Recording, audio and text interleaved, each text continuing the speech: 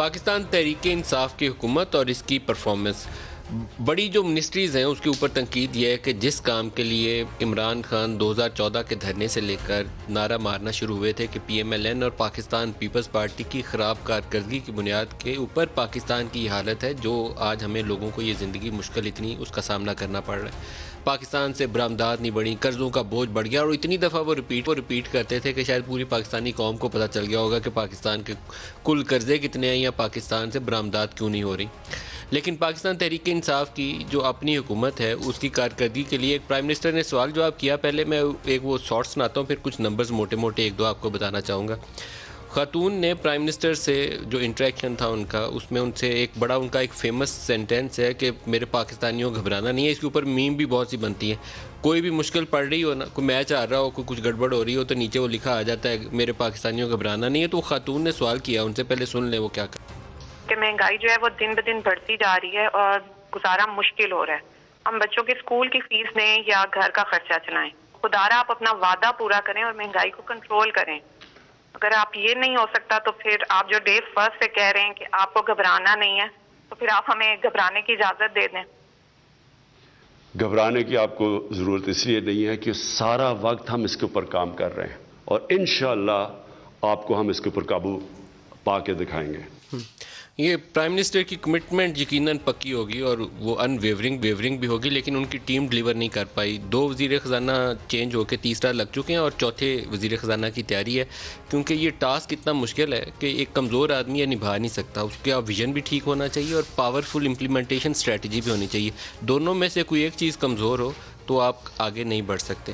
Prime minister نے سب سے بڑا جو الزام پچھلی حکومتوں پہ لگایا تھا کہ 30,000 ارب روپے کا قرضوں کا بوجھ ڈال کے پاکستان کے اوپر چل گئے۔ 30,000 اتنا بڑی رقم ہے کہ پاکستان جیسا غریب ملک جو ہے افورڈ بھی نہیں کر سکتا کہ ہم کیسے دیں گے۔ اس وقت مجموعی قرضے پاکستان کے تھے کوئی تقریباً 25,000 ارب کے قریب، اور اگر قرضے اور لائبلٹیز جو دونوں ملا لیں تو پھر 30,000 ارب کی رقم بن جاتی تھی، جس کو پرائم منسٹر عمران خان بار بار جلسوں میں جس کا تذکرہ کرتے تھے۔ اسٹیٹ بینک آف پاکستان کے مطابق جو آج کے اعداد و شمار اس کی ویب سائٹ کے اوپر دستیاب ہیں آج کی تاریخ میں، وہ اگر میں نمبر رپورٹ کروں تو وہ نمبر ہے 44,978.9 ارب۔ اس کا مطلب ہے کہ پاکستان تحریک انصاف کی حکومت نے 2.5 سالوں میں جو قرضے اس کو اور لائبلٹیز ورثے میں ملی تھی 30,000 ارب کی، اس میں سے 50% اضافہ کرتے ہوئے اس کو 45,000 ارب پہ پہنچا دیا۔ یہ اتنا بڑا نمبر ہے کہ پچھلے ان کے تینوں 2 فائنانس منسٹر پچھلے والے اور ایک موجودہ، اگر وہ بھی ایسے ہی کام چلتا رہے تو تینوں کو سزا دینے کے لیے یہ نمبر ہی کافی ہے بھائی، کہ 45,000 ارب یہ جو ارب روپے ہے یہ پاکستان کے اوپر قرضوں کا بوجھ، اس میں آپ نے 15,000 ارب پچھلے 2.5 سالوں میں چڑھایا ہے۔ یہ وجہ کیا ہوئی، کہاں سے آیا اتنا بڑا قرضہ؟ تو اس کی شاید وہ وضاحت وہ فائنانس منسٹرز پیش نہ کر سکیں، کیونکہ اس میں پرائمریلی جو ایک بڑا ایشو بنا وہ بڑا بجٹ ڈیفیسٹ تھا۔ ٹیکس ریونیو اکٹھا نہیں ہوا تو ڈیفیسٹ فائنانسنگ کے لیے ہم قرضے لیتے گئے اور وہ 45,000 ارب پہ چلا گیا۔ پاکستان مسلم لیگ نواز حکومت کے 5 سالہ دور کی سب سے بڑی اگر ایک ناکامی بتانی ہو نا، کہ سب سے سنگل لارجسٹ فیلئر، وہ ان کی برآمدات کی ناکامی تھی۔ وہ پاکستان سے برآمدات نہیں بڑھا پائے بلکہ جو ان کو ملی تھی اس سے بھی نیچے لے آئے۔